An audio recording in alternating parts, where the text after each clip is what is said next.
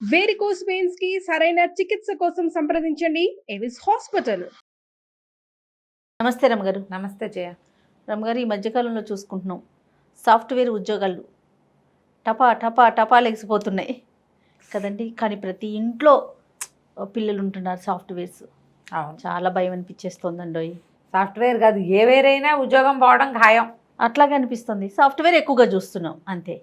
ఉద్యోగం ఉండాలి అంటే ఏం చేయాలి రమగారు? ఉండాలంటేనా రావాలంటేనా? ఉద్యోగం రావాలన్నా, చేస్తున్న ఉద్యోగం చక్కగా నిలకడగా కొన్ని రోజుల పాటు ఉండాలన్నా ఏం చేయాలి? ముందు శ్రద్ధగా చదువుకోవాలి. మంచి మార్కులు, మంచి అకాడమిక్స్, మంచి స్కిల్స్. తర్వాత ఏమనాలి దాన్ని, కమ్యూనికేషన్ స్కిల్స్ ఇవన్నీ డెవలప్ చేయాలి. జాగ్రత్తగా చేసుకోవాలి. ఉద్యోగం పురుష లక్షణం అంతే. ఇప్పుడు ఉద్యోగం పురుష లక్షణం అంటే పురుషులు కేవలం మగవాళ్లే కాదు కదా, ఉద్యోగం మానవ లక్షణంగా ఉంది, మారిపోయింది. మనం బతకాలంటే ఏదో రకంగా ఉండలేని రోజు చేయాలి. ఎంత కాదన్నా 20-25 వేలు లేదే ఊళ్ళల్లో గెటాన్ అవ్వలేని పరిస్థితి. సింగిల్స్ కూడా అవును, కష్టంగా ఉంది. ఖర్చులు పెరిగిపోయినాయి. మరి ఉద్యోగం అవసరం, డబ్బు అవసరం, సంపాదన అవసరం ఎవరికైనా కూడా.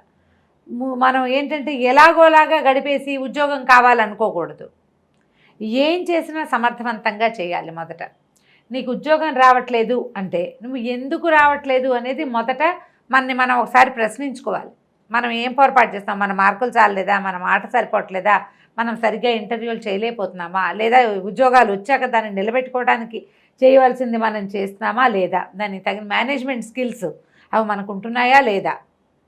మేనేజ్మెంట్ స్కిల్ అంటే పెద్ద కంపెనీని మేనేజ్ చేసే స్కిల్లే కాదు, మన కొంపని మేనేజ్ చేసుకునే స్కిల్ కూడా కావాలి మనకి. అదే కదా, చిన్నదైనా మన ఇల్లు బాకిలనైనా మనం మేనేజ్ చేసుకోవాలి. ఈ జాబ్ మేనేజ్మెంట్ మనకి ఎందుకు రావట్లేదు అనేది ఒకసారి పునరావలోకనం చేసుకుని మనం ఎక్కడైనా కరెక్షన్స్ ఏం కరెక్ట్ చేసుకుంటే, ఏది సెట్ చేసుకుంటే అనేది. ఈ రోజున నీకు ఎవరో ఒకళ్ళు మంచి చెప్పేవాళ్ళు లేరు. ఒకవేళ చెప్పినా నువ్వు అనేవాడివి వినవు. ఇండివిజువల్స్ సలహాలు వినడం మానేసాను చేయాలి. కావాలంటేనే మనం ఎవరిదైనా మాట అడిగి తెలుసుకుంటాం. 300 మంది ప్రతి వాళ్ళు కూడా నాకు నేనే రాజు, నన్ను ఎవరు జడ్జ్ చేయకూడదు, నాకెవరు చెప్పకూడదు, వీళ్ళ బోర్డు సలహా నేను వినేదేమిటి, ఇలాంటి ధోరణి వచ్చేసింది. మనుషుల పరంగా అయితే ఇట్లా, డైరెక్ట్గా అయితే. ఇండైరెక్ట్గా అయితే టీవీలో పలానా టైంకి రమారావి గారు ఈ విషయం చెప్తారు, ప్రతిరోజు మనం అది వినాలి. లేదా చాగంటి వారు చెప్తారు, లేదా అనంతలక్ష్మమ్మ చెప్తారు. ఒక టైం పెట్టుకొని ఖచ్చితంగా కదలకుండా ఆ ప్రసంగాలు అయితే వింటున్నాం రమ్మగారు. వాటిని చక్కగా కట్ చేసుకుని ఫార్వర్డ్ కూడా చేసుకుంటున్నాం. అవి వింటున్నాం. ఇక్కడ డైరెక్ట్గా చెప్పేవి వినలేకపోతున్నాం, పాటించలేకపోతున్నాం. పోనీ వాటినైనా ఇంప్లిమెంట్ చేసుకోగలుగుతున్నాం అంటే అది కూడా చేయలేము కదా రమ్మగారు. చేయలేము. ఇవి మేము చేయలేము, ఇంకేదైనా చెప్పండి అంటుంటారు. ఆస్పిరిన్ దొరకకపోతే డిస్ప్రిన్ ఇవ్వమన్నట్టుగా.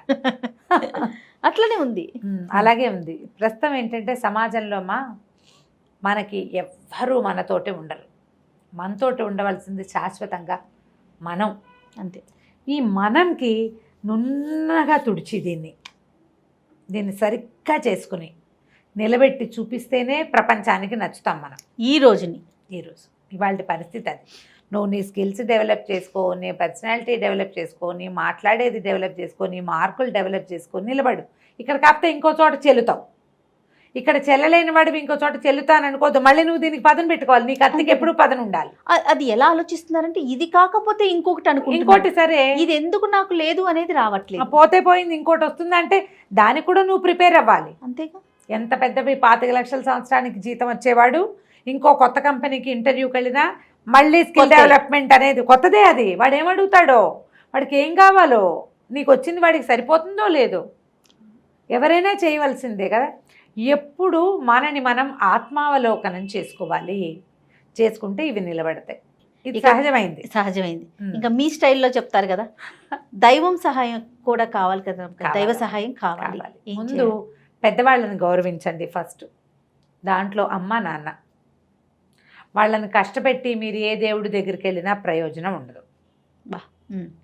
ముందు వాళ్ళని చూడండి, వాళ్ళ సంగతి చూసుకోండి, వాళ్ళు చెప్పిన మాట వినండి. వాళ్ళు ఏదైనా ఓ పూజ చేద్దాం, ఓ గుడికి వెళ్దాం, ఓ చోటకి వెళ్దామంటే ఒప్పుకోండి దాన్ని. మీ ప్రయత్నాలు మీరు చేస్తూ దైవ సహాయం కూడా తీసుకోండి. సాధారణంగా మనకి ఉద్యోగాలకి వాటికి చెప్పే దైవాలు ఇద్దరు. ఎవరు రమ్మగారు? వినాయకుడు, సూర్యుడు. వీళ్ళిద్దరు గవర్నమెంట్ జాబ్స్ కోసం సూర్యారాధన చేయాలని చెప్తారు. వినాయకుడికి ప్రదక్షిణాలు చేయటం, వినాయకుడి దేవాలయానికి వెళ్ళటం, ప్రదక్షిణాలు చేయటం, సంకటహర చతుర్థి లాంటి వ్రతాలు చేసుకోవటం, వినాయకుడికి కాస్త గరికని సమర్పించటము, నిత్యము దర్శనం చేయటం. ఇప్పుడు వినాయకుడి గుళ్ళోకి వెళ్ళాలంటే నువ్వు 12ంటికి నిద్రలేచి పావుతకు 2ంటికి వెళ్తే ఉండదు కదా, పొద్దున్నే వెళ్ళాలి. క్రమశిక్షణ. సూర్యారాధన చేయాలంటే మిట్ట మధ్యాహ్నపు సూర్యుడిని చూసి దండం పెట్టని చెప్తాను నేను. పెడతావు ఎట్లా? పెట్టలే కదా. ఎప్పుడు పెట్టగలుగుతాం మనం? సూర్యోదయం ఖచ్చితంగా. ఉద్యోగం కావాల్సిన వాళ్ళు నియమం ఉంచుకోవాలి. జాబ్ కొట్టాలి అంటే ఏం పూజ చేయాలి కదా, నిద్ర లేవాలి, బద్ధకాన్ని తగ్గించుకోవాలి. పూజ కాదు ప్రధానమైంది, బద్ధకం తగ్గించుకోవాలి. ఉదయించిన సూర్యబింబాన్ని చూడండి, త్వరలో ఉద్యోగం వస్తుంది. గవర్నమెంట్దైనా మామూలుదైనా. దానికోసం రాత్రి మీరు పడుకోవాలి. ఎలాగండి, మాకు రాత్రి మీరు చదువుకోవాలి, అవన్నీ కథలు కబుర్లు నాకు చెప్పద్దు.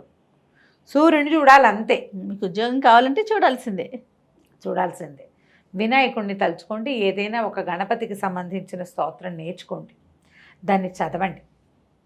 ఇది పెద్దగా మనం ఆయనవెల్లి వినాయకుడిని చూద్దాము, లేకపోతే మన కాణిపాక వినాయకుడిని చూద్దాము అంత పరిగెత్తపోకండి. పక్కన ఉన్న దేవాలయంలో రావి చెట్టు కిందున్న వినాయకుడిని చూసైనా సరే ఓ 3 గుంజీలు తీయండి, వినాయకుడికి ప్రదక్షిణం చేయండి.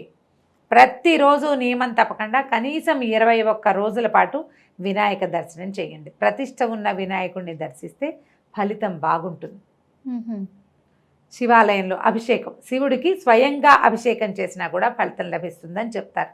మన దగ్గర మన ప్రాంతంలో మనమే చెంబు తీసుకెళ్ళి పోసేవి తక్కువ ఉంటాయి. నార్త్ ఇండియాలో చేస్తారు, మన దగ్గర లేదు, చాలా తక్కువ ఉన్నాయి. మన దగ్గర చాలా తక్కువ ఉంది. కాబట్టి జాగ్రత్తగా అభిషేకాలు చేయించుకోండి. శివాభిషేకం చేసినా కూడా ఉద్యోగం అంటే డబ్బు వస్తుందని చెప్తారు. శివాభిషేకం చేస్తే మనకు ఉద్యోగం ద్వారా డబ్బు వచ్చే అవకాశం ఉంటే అది లభిస్తుంది. లేదా 2-3 కలిసి ఓ చిన్న ఫామ్ పెట్టుకోవటమో, ఓ స్కూల్ పెట్టుకోవటమో, ఓ ట్యూటోరియల్ పెట్టుకోవటమో, మనమే కలిసి ఏదైనా కంపెనీ పెట్టుకోవటమో అలాంటివి కూడా సాధ్యపడచ్చు. ఏదో ఒక ఐడియా అనేది వస్తుంది. ప్రధానంగా 1 గణపతి, 2 శివుడు, 2 సూర్యుడు, 3వ వాడు పరమేశ్వరుడు. ఇలా 3ని మనం తలుచుకోవాలి, ఆరాధిస్తే తప్పకుండా ఫలితం లభిస్తుంది. ప్రధానమైంది మీ మైండ్ సెట్ ఏదైతే ఇప్పటిదాకా ఉందో, ఈ సెట్ తోటి ఉద్యోగం రావట్లేదు అంటే మార్చాల్సింది మిగిలిన వ్యవహారం కాదు, మన మైండ్ సెట్ అనేది తెలుసుకోండి. ఆలోచన విధానాన్ని మార్చుకోండి. ఇంత ట్రై చేసాం అవ్వలేదు, సరే అమ్మ ఏదో దేవుడి దగ్గర పూజ అంటోంది కదా చూద్దాం, మంత్రాలకు చింతకాయలు రాలుతాయా అలాంటివి చెప్పకండి. రాలవు నేనే చెప్తున్నా అన్నమాట. కానీ నీవు ఒక నియమాన్ని పాటిస్తావు చూడు, దానివల్ల మారుతుంది. నీకు ఒక క్రమశిక్షణ వస్తుంది, క్రమశిక్షణతో ఆటోమేటిక్గా చాలా పనులు కుదురుతాయి. అవును, ఇట్లా ప్రయత్నం చేసి చూడండి. నేనైతే ఖచ్చితంగా ఈ శివాలయం గణపతికి పూజ చేసి ఉద్యోగం వచ్చిన వాళ్ళని చూశాను జయ. ఓకే, అది సక్సెస్ అవుతుంది. చదువుకు కూడా అంటే ఇప్పుడు స్టడీస్కి వెళ్ళాలనుకుంటారు, హైయర్ స్టడీస్కి, వాళ్ళకి అవకాశాలు లభించకుండా పోతాయి, సీట్లు రావు, లేకపోతే పిహెచ్డీకి ట్రై చేస్తారు.